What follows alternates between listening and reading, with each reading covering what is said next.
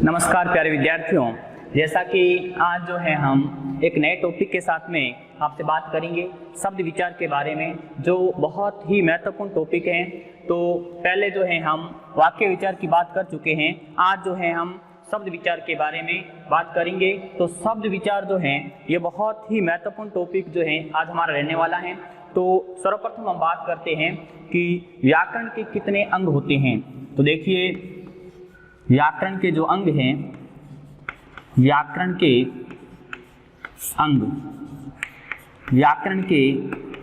अंग जो हैं वो 3 माने गए हैं। व्याकरण के अंग जो हैं वो कितने माने गए हैं? 3 माने गए हैं। तो पहला इसमें आता है वर्ण। पहले क्या आता है? वर्ण। दूसरा आता है शब्द। दूसरा जो है व्याकरण का अंग है वो बहुत महत्वपूर्ण अंग जो है शब्द है। और तीसरा जो हमारा रहेगा यहाँ पर वो रहेगा वाक्य। व्याकरण के 3 अंग होते हैं, उसमें पहला वर्ण, दूसरा शब्द और तीसरा वाक्य। अब जो है हम बात करें भाषा की जो सबसे छोटी लिखित इकाई जो है वो किसे कहते हैं? तो वर्ण को जो है भाषा की सबसे छोटी लिखित इकाई जो है वो वर्ण कहलाती है। और भाषा की सबसे छोटी मौखिक इकाई जो है वो क्या कहलाती है? ध्वनि कहलाती है। भाषा की सबसे छोटी लिखित इकाई तो वर्ण है, लेकिन भाषा की सबसे छोटी मौखिक इकाई जो है वो ध्वनि कहलाती है। अब देखिए, शब्द जो हैं वो किससे बनते हैं? वर्णों के संयोग से। वर्णों के संयोग से, वर्णों के सार्थक ध्वनि समूह से ही किसका निर्माण होता है? शब्दों का होता है। और शब्दों के व्यवस्थित क्रमबद्ध समूह से ही वाक्य का निर्माण होता है। वाक्य के बारे में तो हम बात कर चुके हैं। तो विद्यार्थियों, आज जो है हम अर्थ के आधार पर सबसे छोटी इकाई जो है किसे माना गया है? शब्द को। तो आज हम शब्द के बारे में बात करेंगे। तो देखिए, शब्द है ये किससे मिलकर के बनते हैं? वर्णों के। वर्णों के सार्थक ध्वनि समूह से ही शब्दों का निर्माण होता है। कैसे होता है? देखिए विद्यार्थियों, मैंने कहा था वर्णों के 2 या 2 से अधिक वर्णों के सार्थक ध्वनि समूह से किसका निर्माण होता है? शब्दों का होता है। तो ध्यान दीजिए सभी, कैसे बनता है। जैसे उदाहरण के रूप में क, फिर मा, फिर ल। ध्यान दीजिए, ये क्या बन गया? वर्णों के संयोग से कमल बराबर क्या बनेगा? कमल। ये क्या होता है? शब्द है। कमल किसी का नाम भी हो सकता है या पुष्प भी हो सकता है। तो यहाँ पर जो है हम बात कर रहे थे 2 या 2 से अधिक वर्णों के सार्थक ध्वनि समूह को हम क्या कह सकते हैं? शब्द कह सकते हैं। कैसे शब्द? हिंदी भाषा के अंदर जो शब्दों की बात की जाएगी वो सार्थक शब्दों पर ही विचार किया जाएगा। निरर्थक शब्दों का प्रयोग हिंदी में नहीं किया जाएगा। अब देखिए विद्यार्थियों, 2 या 2 से अधिक वर्णों के सार्थक ध्वनि समूह को हम शब्द कह सकते हैं। आपने समझा इसको? मैं उम्मीद करता हूं कि आपको शब्द की जो है कैसे बनता है ये समझ में आ गया होगा।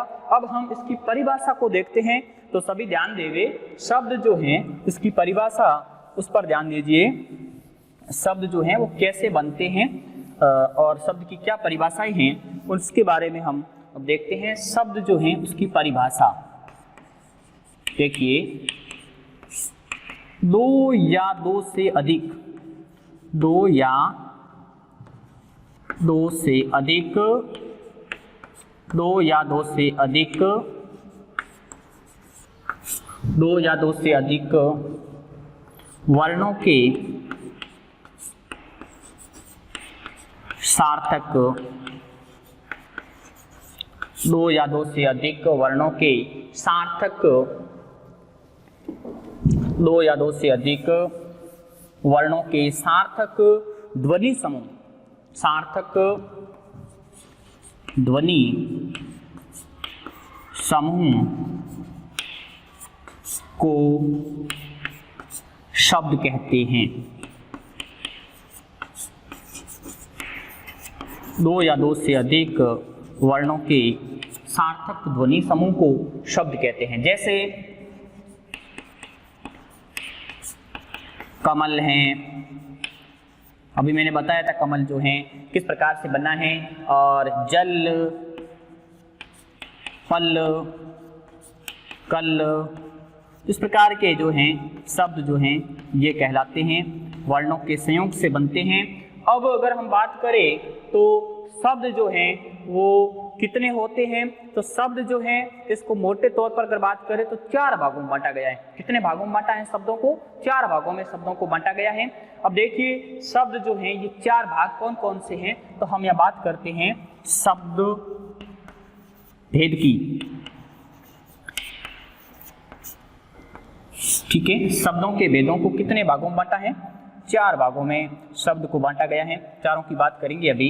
तो पहला जो है वो कौन सा है और दूसरा और अंतिम तक बात हम करेंगे अभी, तो इसको अब हम समझने का प्रयास भी करेंगे। तो देखिए विद्यार्थियों, पहला जो है ये हमारे शब्द का भेद जो है 4 प्रकार से माने गए। कितने प्रकार से माने हैं? 4 प्रकार माने हैं। पहला है उत्पत्ति। पहला कौन सा होगा? उत्पत्ति। कि शब्द जो हिंदी में आए हैं वो कौन सी भाषा से उत्पन्न हुए हैं, तो उत्पत्ति या स्रोत, उत्पत्ति या स्रोत के आधार पर, उत्पत्ति या स्रोत के आधार पर। उसके बाद में दूसरी बात जो है हम रचना या इसको हम बनावट भी कह सकते हैं। रचना या बनावट के आधार पर, रचना या बनावट के आधार पर। और फिर जो है हम तीसरी बात जो है वो हम करेंगे अर्थ के आधार पर। किसके आधार पर? अर्थ के आधार पर।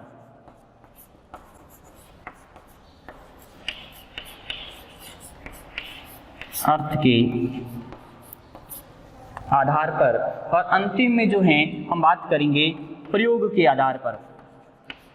प्रयोग के आधार पर।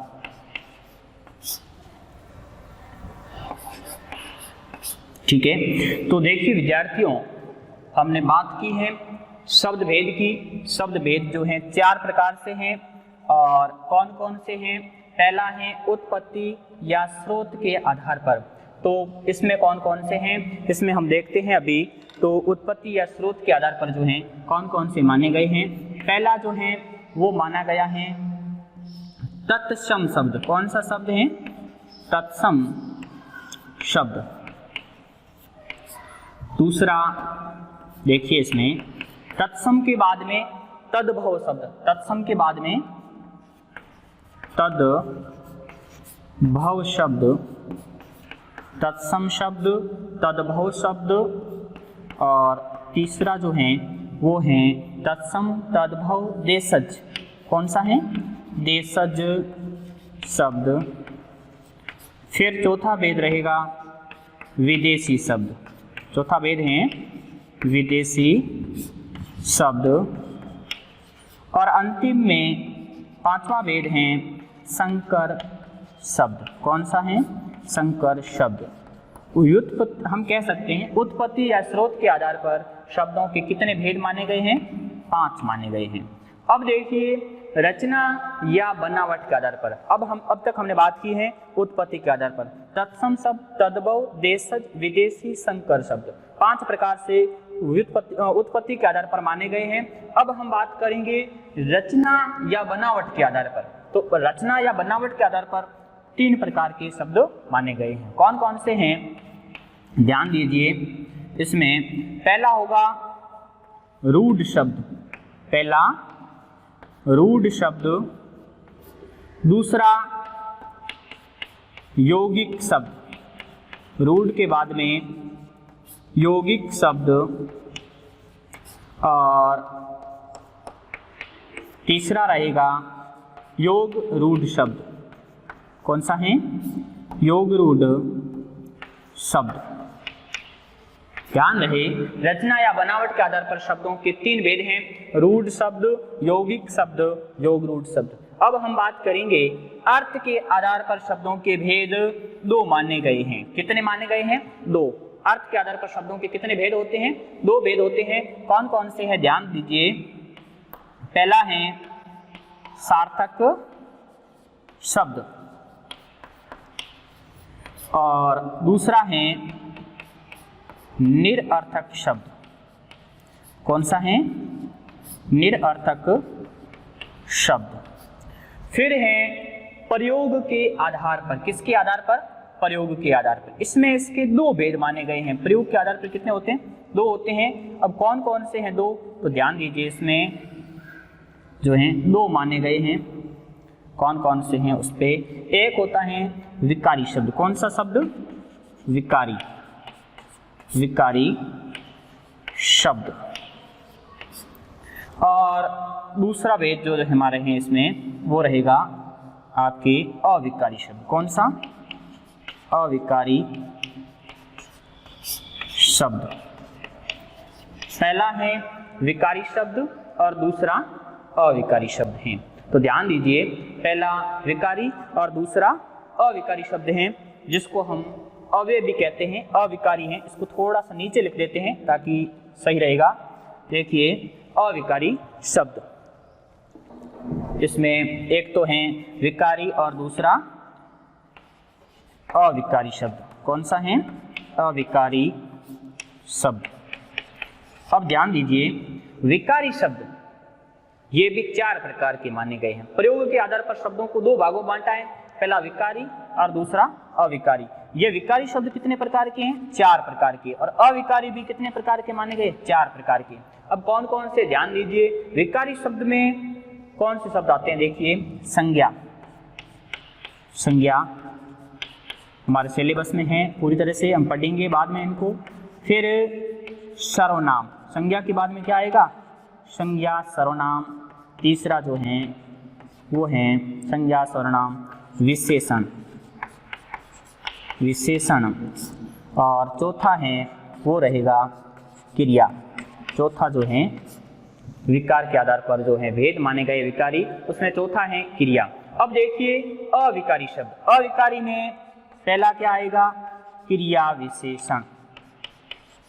क्रिया विशेषण।